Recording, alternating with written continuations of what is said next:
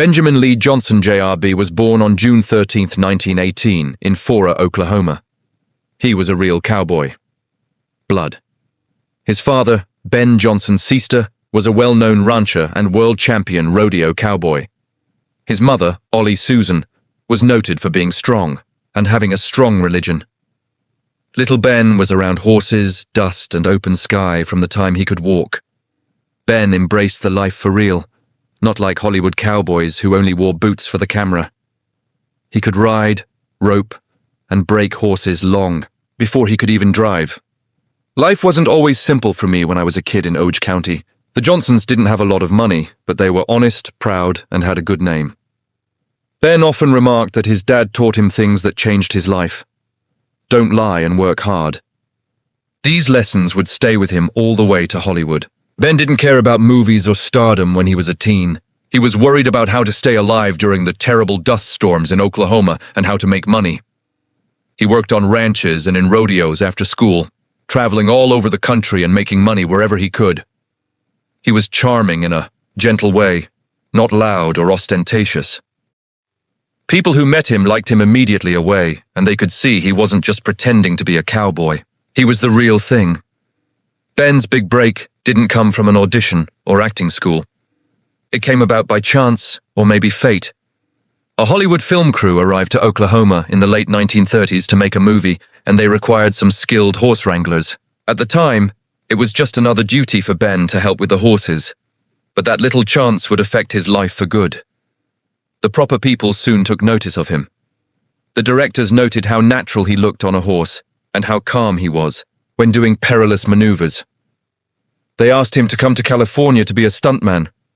Ben didn't know it yet, but he was about to enter a new realm that would make him famous. When Ben got to Hollywood, he felt like a fish out of water. People surrounding him all seemed artificial, like performers with polished looks, bright lights, and huge mouths. But what made Ben different was how simple he was. He wasn't acting. Tough. He was tough. He didn't need to wear cosmetics or fancy clothes to seem like a cowboy. He carried something with him that no studio could fake: genuineness. He began as a horse wrangler on John Ford's movies, where he helped set up perilous riding situations. Ford soon noticed how relaxed and natural he was. Ford, one of the best directors in Hollywood, could sense something in him.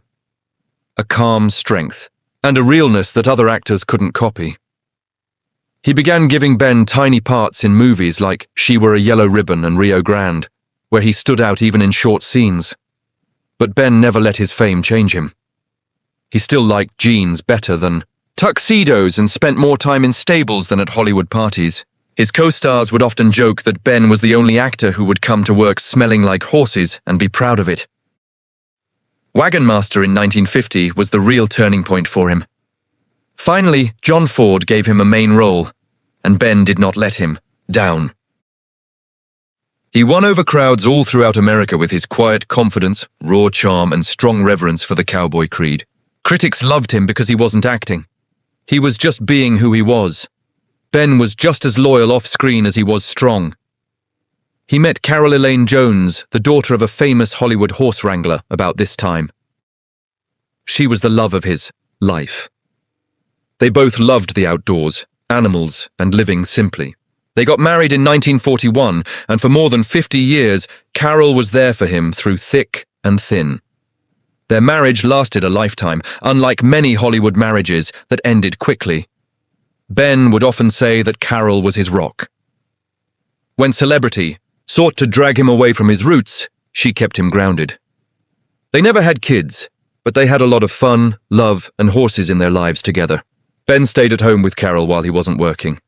They rode, roped, and took care of their ranch. Ben was a well-known figure in Hollywood, yet he was always that cowboy kid from Oklahoma. He turned down jobs that went against his morals, didn't kiss women on screen out of respect for his wife, and kept true to his faith and ideals. Producers became mad at him sometimes, but fans liked him for it. Ben Johnson was more than just an actor to everyone who knew him. He was a man who took the spirit of the West with him wherever he went. But there was a side of Ben that wasn't calm, polite, or humble. Not many people ever witnessed a man who could be very angry and quite loyal at the same time. There was one prominent director in Hollywood who would stretch Ben Johnson's patience to the brink. The person Ben Johnson despised the most. By the end of the 1960s, Ben Johnson was a well-known name in Hollywood. He wasn't like other Hollywood stars. He didn't want to be famous, go to parties, or make the news. He was just a guy who liked to perform his job well. He came, worked hard, didn't talk much, and then went home to his wife Carol and his horses. But even the most patient person has a breaking point, and Ben Johnson's tolerance was pushed to the limit when he met one of Hollywood's most unpredictable directors, Sam Peckinpah. People called Sam Peckinpah the crazy genius of Western movies. Smart, but hard to get along with. He could light up a room with his temper and then demolish it in the same breath. His movies were authentic, gritty, and violent. The kind of movies that Ben typically stayed away from. But fate had other intentions. It came out in 1969. Peckinpah directed The Wild Bunch, a gritty western that Ben worked on. The movie was supposed to revolutionize everything. No more heroes who are clean. No more bright white hats. This movie was about men who were broken living in a world that was dying and brutal. Peckinpah wanted things to be real, and he wanted Ben Johnson to do it. But things went wrong as soon as Ben got to the set. Peckinpah didn't treat him with the same regard that John Ford did. Sam didn't care whose feelings got harmed as long as the actors helped him realize his vision. He made fun of Ben's accent, cowboy manners, and even his morals throughout the first few days of filming. He would swear, yell, and throw fits to get his performers to react. But Ben Johnson wasn't the type of person to let people push him about. Ben thought respect was important. You treated people like people, not machines. Ben calmly informed Peckinpah, "You can talk to me any way you want, but don't talk to my men like that." After Peckinpah insulted a stuntman and swore in front of the team one afternoon. The set became quiet. Peckinpah smirked, but he knew Ben was not someone he could scare. Their relationship never got better. Peckinpah's love of chaos was at odds with Ben's belief in honesty and discipline. Peckinpah told Ben to do something really violent during the filming of a difficult scenario. But Ben thought it was wrong. He said no. He said, "I won't do that. That's not me." Peckinpah blew up. He yelled, swore, and said he would fire him. Ben, on the other hand, stood his ground. He answered, "Then fire me. I've worked with men that think of cowboys as family. You're not one of those people." Ben left the set for a few days because the stress was so bad. The studio freaked out. He was one of the main actors. Peckinpah finally calmed down, but the harm had already been done. After that day, Ben Johnson never trusted or liked Sam Peckinpah again. He finished The Wild Bunch because he was loyal to the team and respected the job, not because he liked the man delivering the commands. The Wild Bunch became a classic when the movie finally came out. It is one of the most talked about westerns of all time. It impacted how people thought about the type of music. But for Ben, the event had left a terrible taste in his mouth. He would nod nicely every time someone said something nice about the movie. But he never talked about what truly happened behind the scenes. He claimed in an interview years later, "I never hated anyone in my life, except maybe that one guy." You can't appreciate a man who doesn't respect the people around him. He didn't say Peckinpah's name, but everyone understood who he was talking about. Ben said he would never work with Sam again after The Wild Bunch. When Peckinpah called him later to ask him to be in another movie, Ben said no right away. He said, "You got your movie. Now go look for another cowboy." That was Ben faithful, polite, and forceful when he needed to be.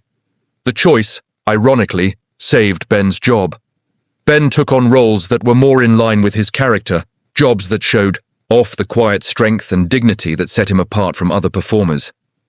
And only 2 years later, his perseverance paid off. Benjamin Lee Johnson, JRB, was born on June 13, 1918, in Fora, Oklahoma. He was a real cowboy. His father, Ben Johnson, Sr., was a well-known rancher and world champion rodeo cowboy. His mother, Allie Susan, was noted for her quiet courage and deep religion. Little Ben was surrounded by horses, dust, and open sky from the time he could walk. Ben lived the life for real, unlike Hollywood cowboys who just wore boots for the camera. He could rope, ride, and break horses long before he could even drive. Life wasn't always simple for me when I was a kid in Oge County. The Johnsons didn't have a lot of money, but they were proud, had faith, and were known for being honest. Ben often remarked that his father taught him things that changed his life. Always tell the truth and work hard. These lessons would stay with him all the way to Hollywood. When Ben was a teenager, he didn't care about movies or being famous. He was worried about how to stay alive in the harsh Oklahoma dust storms and how to make a life. He worked on ranches and in rodeos after school, going all across the country to make money. He wore